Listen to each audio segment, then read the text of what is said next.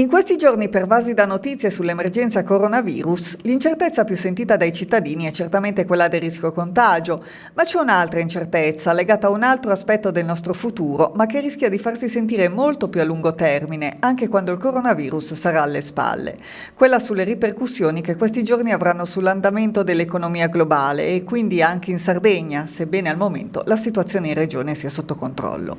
A questo proposito, e ricordando anche i disagi provocati al turismo dalla continuità territoriale aerea, il presidente della sezione turismo di Confindustria Centro-Nord Sardegna, Nicola Monello, esprime la sua preoccupazione per la stagione turistica alle porte.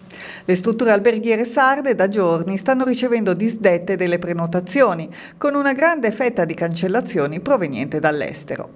L'emergenza, soprattutto a livello mediatico, aggrava la situazione, creando molta psicosi. Non è semplice far capire che la Sardegna non è la Lombardia o il Veneto, dichiara Nicola Monello.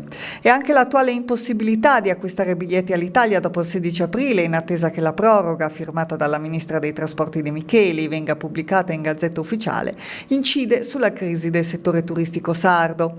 Ragion per cui Nicola Monello chiede alla Regione di intervenire rapidamente con un mini bando.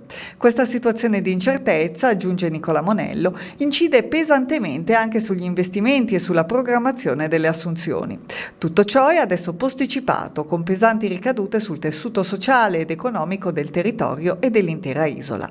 Preoccupazione anche da parte del consigliere PD Roberto De Riu, che in una nota chiede alla Giunta regionale di mettere in atto il fondo scudo per le imprese previsto dalla finanziaria 2019 al fine di sostenere le imprese turistico-alberghiere che risentono dello scenario di crisi disegnato dagli eventi degli ultimi mesi.